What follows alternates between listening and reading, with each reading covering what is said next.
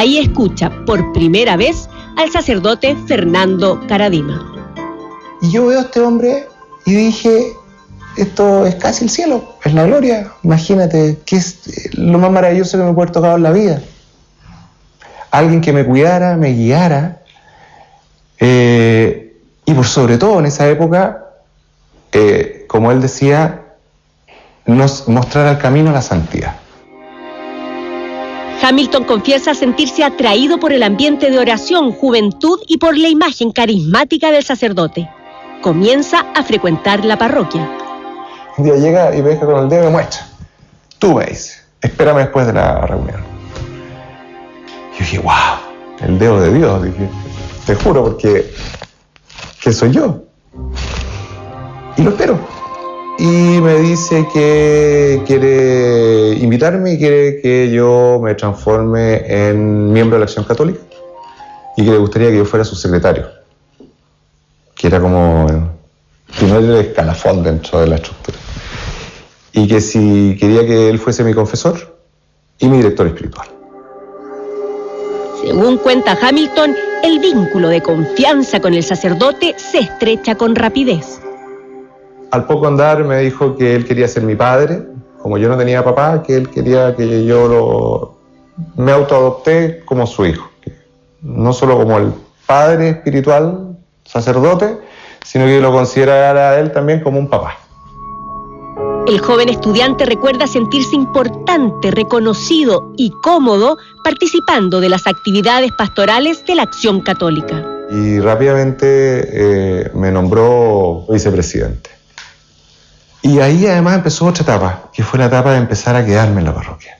Significaba esto que los vicepresidentes, un grupo muy íntimo, nos quedábamos a comer con él dentro de la parroquia. Tiene un pasillo para adentro y hay un comedor grande, y nos quedábamos a comer con él.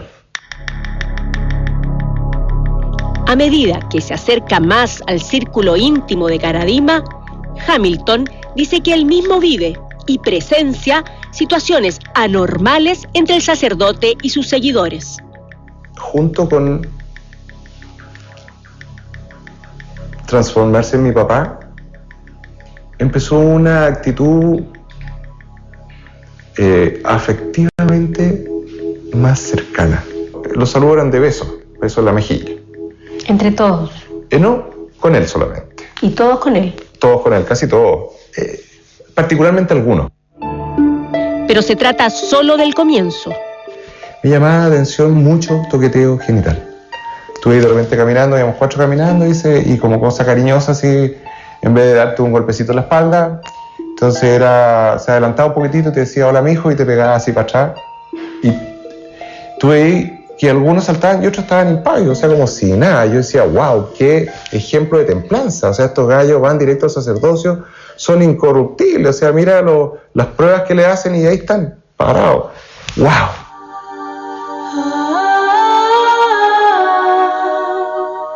¿Realmente te parecía lógico? No me parecía lógico el hecho, me parecía extraño, pero dentro del contexto, un hombre santo, seminaristas, sacerdotes, posible obispo incluso alguno, o sea, ¿qué hay a pensar? Según Hamilton, el ambiente permisivo favorecía situaciones impropias.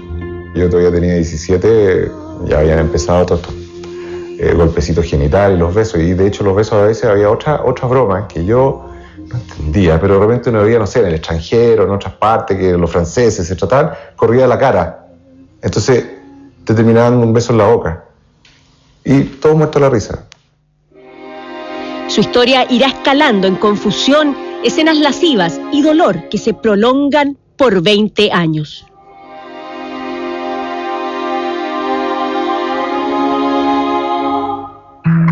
Algo en común tienen James Hamilton y Juan Carlos Cruz. Ambos tuvieron poca presencia del padre biológico durante la adolescencia. El de Juan Carlos muere cuando él cumple los 16 años. El joven busca respuestas y contención a través de la fe. De repente alguien me dijo, oye, ¿por qué no vamos a una charla el miércoles al bosque? Que hay un cura que habla muy bien y está la Acción Católica y va, es bien taquillero, me decían. En ese momento, recién muerto mi papá, con esta búsqueda tan grande que yo estaba, pero me cayó como anillo al dedo. Al poco tiempo, Cruz también es confesado y guiado espiritualmente por el sacerdote Karadima. Yo, que este santo que me decían, me dirigiera la palabra y se fijara en mí, para mí fue como, qué increíble, o sea, y yo decía, y este discípulo del Padre Hurtado, porque él es como su carta de presentación, así, con todo. Pero según cuenta Cruz, el sacerdote habría abusado de su confianza.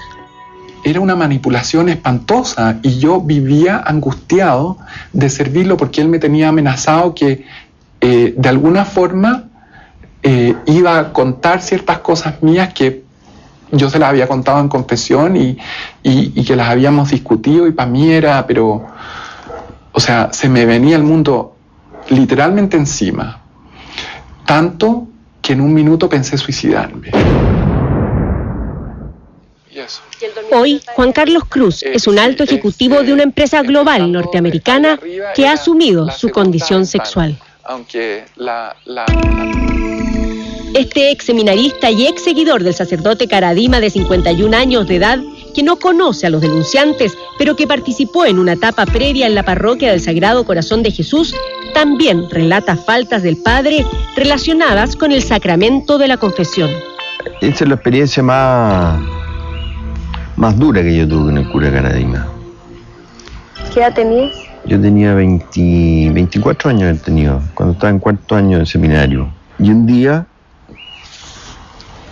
me confesé con el cura Karadima de una cosa que no voy a decir lo que era. Y después, ese mismo día, lo acompañé a su pieza y no me acuerdo si había más gente o no, pero me manoseó.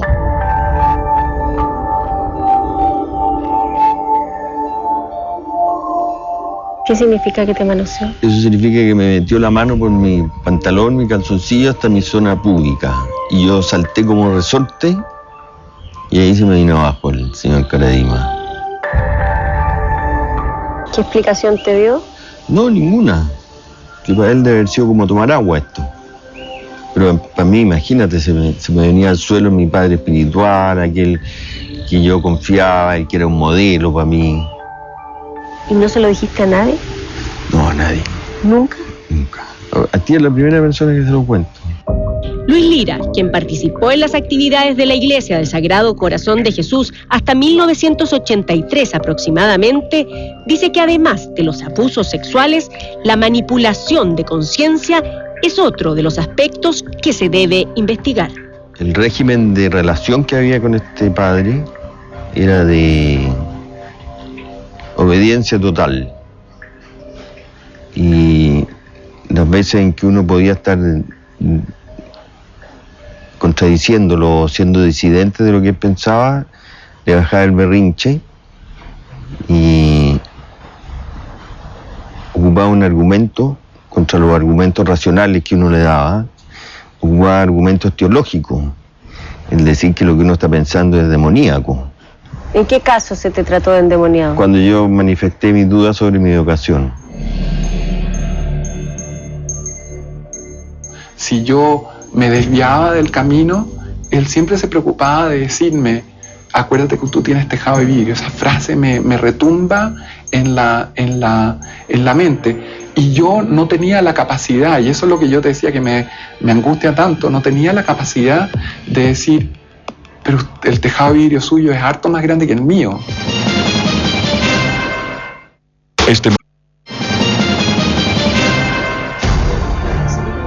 Hemos conocido parte de los testimonios de 5 ex feligreses de la parroquia del Sagrado Corazón de Jesús. Todos ellos denuncian abusos sexuales y psicológicos de quien fue su párroco, el sacerdote Fernando Karadima.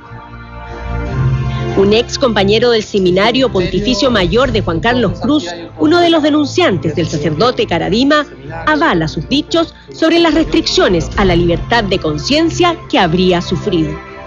Juan Carlos vivió siempre con mucho miedo, con el acercarse y vivir una vida normal, realmente fue claramente castigado.